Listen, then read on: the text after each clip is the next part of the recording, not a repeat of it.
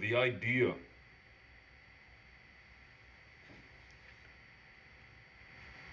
of the manifestation as of a God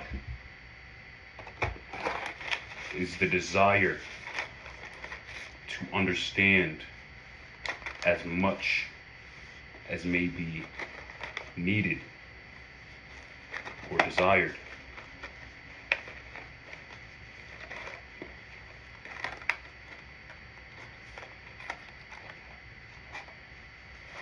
Now, a primary issue with the Buddha is this belief that we have this ability to transcend desire.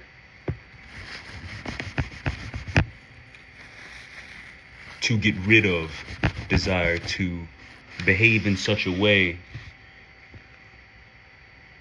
as if to say that we can remove all desire from being.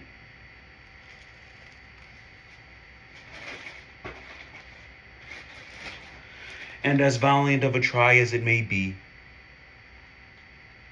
and as cute as it may seem to try to summate the human experience into this final, into that, sort of experience, and to word it in that way, comes from the perspective of someone who indeed was in a position to want and could have.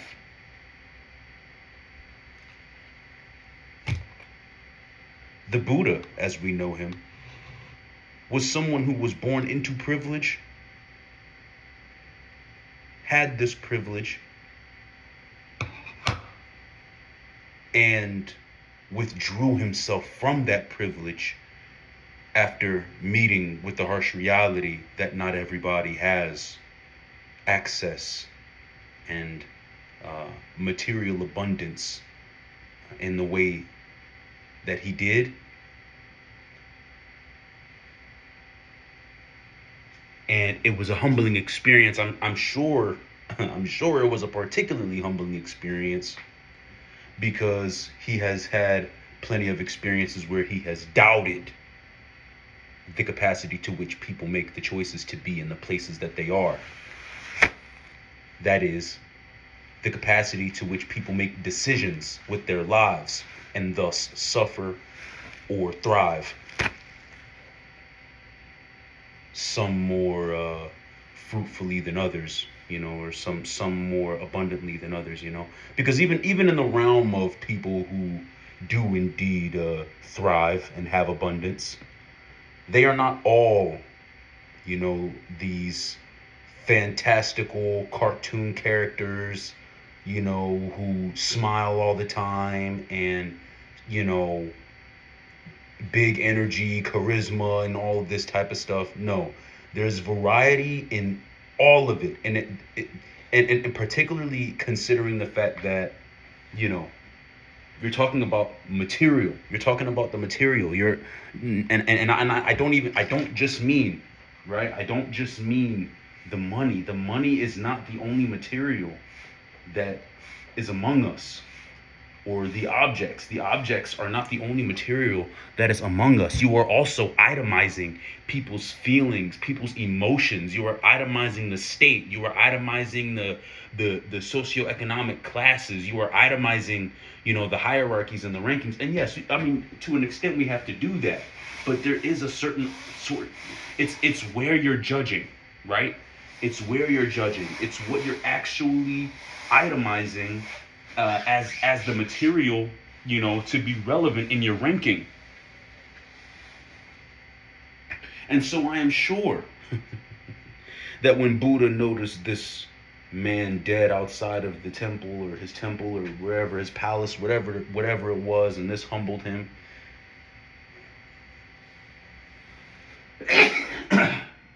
that this was not his first time encountering the reality of the disparity between himself as somebody with abundance and the way that his life was with what he had, and seeing somebody without, or seeing somebody with much less than him and had different circumstances, right? This was not his only time encountering this, by far. It was just that this was finally the straw for him to go, oh, wow, it really is different.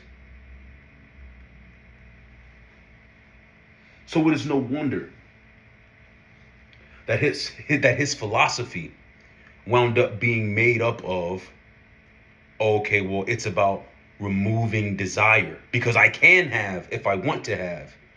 I can be insensitive if I want to be insensitive. I can be, desirous of validation from other people, and behave in these certain ways that, are that give off a character as if I am impervious to what you want to call it, bad vibes, or things trying to take me out of my character, or things tempting me or trying me in certain ways, or trying to get me to think in certain ways or behave in certain ways.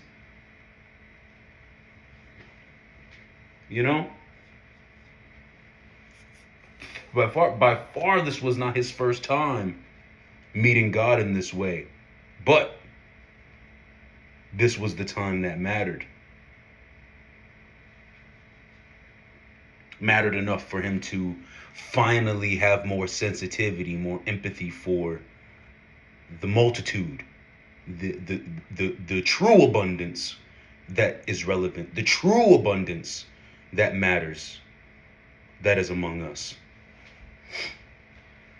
And hey, for him it was a dead man. For him it was a starving dead man, a person who died of starvation, right outside of his temple, right? That was his point, where he finally got it to some extent, to a great enough extent, right? And still he became reified. Still he became deified. Excuse me, even reified, even deified. Yes. Now you have you will use that same access that you have, that same validation that you have, to now preach a different word, to preach a different sort of judgment, and get people to follow those judgments.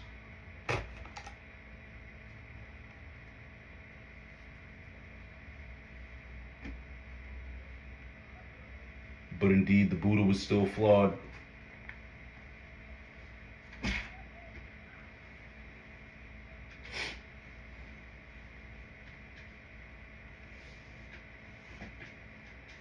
For many of us, we have to have this experience, or these experiences, where we finally take heed to the multitude, where we finally acknowledge the true difference,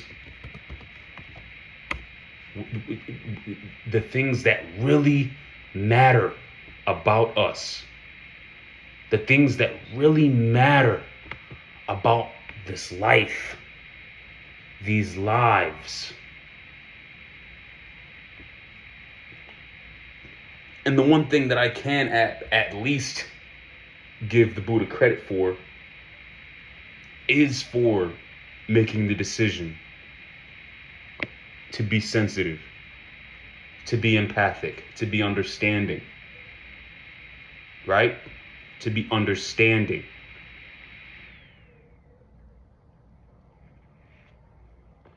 And the question is, what is it going to take for you? Because, we do see, I just talked about this the other day. We do see that there's beauty among us. We do see that, there are things that are desirable, not just because we want them, but because like, these things are aspirational, right? Like, the word is aspirational. These things are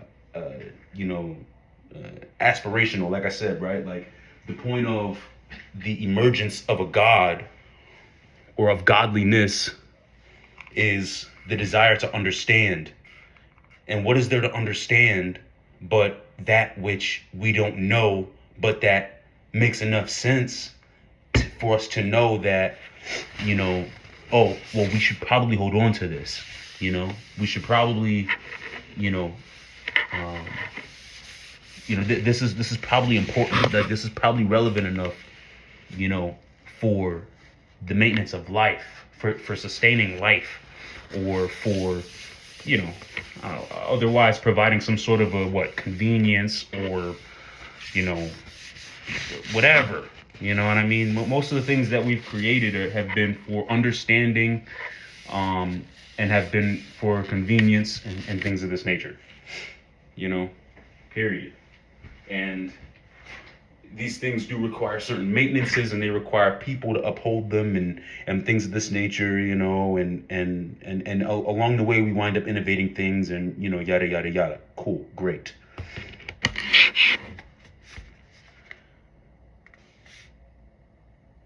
But what it does not take, excuse me, in the realm of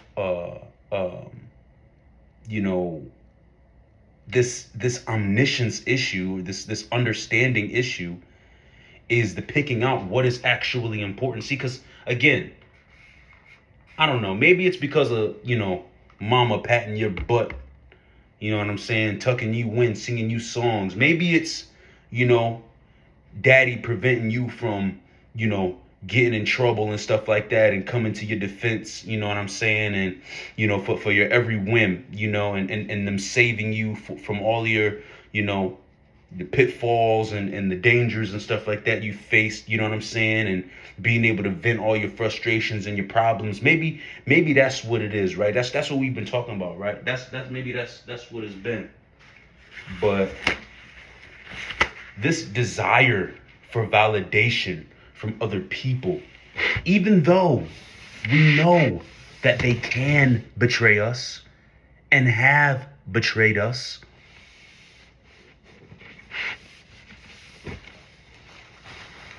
is absolute insanity to me. Especially considering the fact that in the meantime, you do desire to have your own level of autonomy recognized. That is to say, for example, if in a social context you are pressured in some way, or pressed upon, to prove your autonomy, you would dare to try to defend, right, your capacity for so-called independence or whatever, right?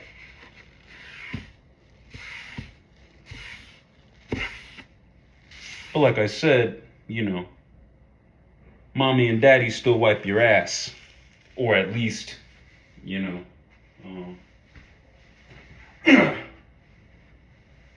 they've made you feel comfortable with the fact that they wipe your ass, that you expect everybody else also to be there to wipe your ass.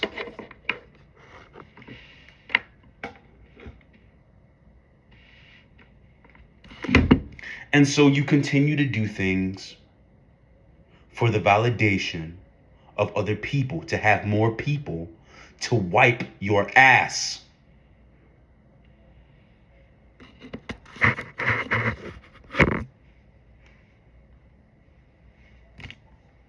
And this is not the way, ladies and gentlemen. This is not the way. We see it over and over again.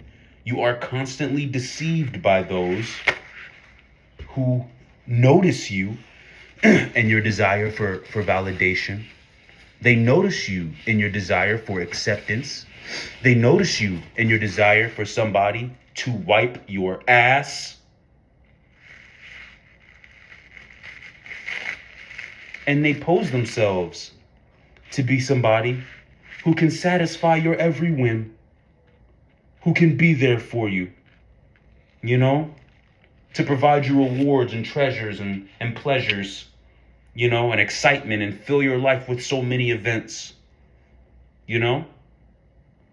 And yet, at any moment, of seeming discord or disharmony or whatever, all that can be taken right from under you. And you live with that fear. You live with the fear of having all of it removed in just that simple swipe of, again, that demonstration of your autonomy. Which is simply your capacity to interpret. So you have tolerated cowardice and whoredom and discord as long as it's from the people who place themselves in the position to wipe your ass and to validate your life and to make you seem like you're taken care of.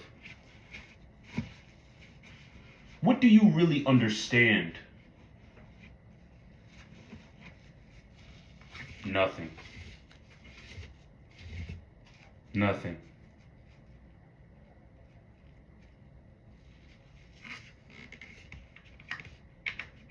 Indeed, ladies and gentlemen, it is Judgment Day.